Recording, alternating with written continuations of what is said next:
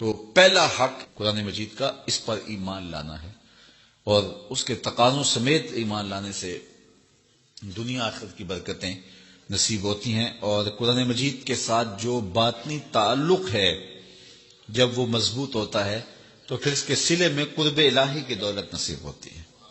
جب اس کے ساتھ تیقن پیدا ہو جاتا ہے، یہ تیقن ہی من میں روشنیاں پیدا کر دیتا ہے۔ دوسرا حق اس کتاب کا یہ ہے کہ اس کو صحت لفظی کے ساتھ تلاوت کیا جائے۔ قرآن مجید کی تلاوت من کے روگ مٹاتی ہے، من کے میل گوا دیتی ہے، اندر کی ستھرائی کا سامان ہوتا ہے۔ اقبال کہتا ہے تو نہ دانی کہ سوزے کراتے تو دیگر گوں کر تقدیر عمر را۔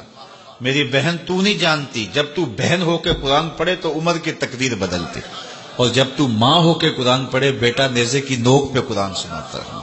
تو یہ قرآن من میں سویرے من میں روشنیاں اتارتا ہے۔ ادھر قرآن پڑھا جا رہا تھا، ادھر عمر کے دل کے میل دھل رہے تھے۔ تو تلاوت من کے روگ مٹاتی ہے، من کے میل دور کر دیتی ہے، اور تلاوت کرنے والا راحتوں کے ایک جہان میں آباد ہو جاتا ہے۔ اسی لیے میرے حضور نے فرمایا اتل القرآن وابکو، قرآن پڑھا کرو اور قرآن پڑھتے ہوئے رویا کرو۔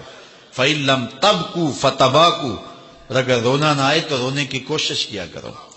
حضرت داتا صاحب سے پوچھا گیا حضرت اگر رونے کی کوشش کریں پھر بھی رونا نہ آئے، فرمایا پھر مقدر پہ رویا کرو۔ اتنے سنگ دل ہو گئے ہو تمہاری آنکھیں آنسوں کا خراج نہیں دیتی۔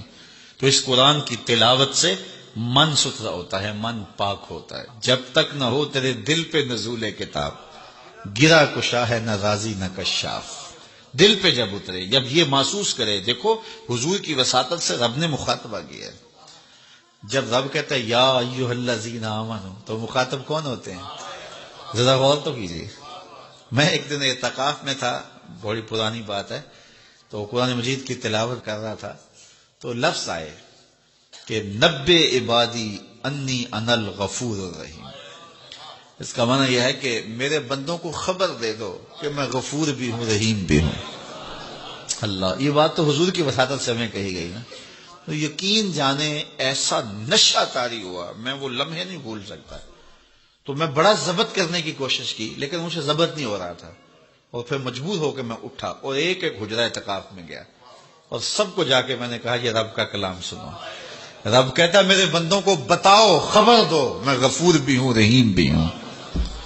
تو یہ قرآن کی تلاوت کے مزے ہوتے ہیں۔ تیسرا حق قرآن مجید کا ہمارے ذمے، اس کو مفاہیم و مطالب کے ساتھ سمجھنے کی کوشش کرنا کہ یہ قرآن ہمیں کیا کہہ رہا ہے۔ وہ کبھی تلاوت ہو رہی ہوتی ہے اور پڑھنے والا پڑھ رہا ہے کونوا قردۃ خاسئین، لوگ کہتے ہیں سبحان اللہ، جبکہ وہ کیا کہہ رہا ہے، چونکہ سمجھ نہیں ہے کہ کہا کیا جا رہا ہے۔ تو اس کو سمجھیں کہ یہ کتاب ہمیں کیا کہہ رہی ہے اور اس کا میسج ہمارے نام کیا ہے۔ حضور کی وساطت سے ہمارے نام یہ رب کا پیغام ہے۔ آپ کے نام کوئی کسی امبیسی سے خط آئے اور وہ آپ کی زبان میں نہ ہو اور آپ اس زبان کو جانتے نہ ہوں، تو کیا اس کو چوم کے رکھ دیں گے یا اتنی دیر تک مطمئن نہیں ہوں گے جب تک اس کے مندرجات معلوم نہیں کر لیں گے؟ آپ کہیں گے کوئی خیر کی خبر ہے، کوئی دکھ کی خبر ہے، کیا بات ہے، میں اس کو دیکھنا چاہتا ہوں کہ مجھے انہوں نے لکھا ہے تو کیا لکھا ہے، میرے نام پیغام کیا ہے۔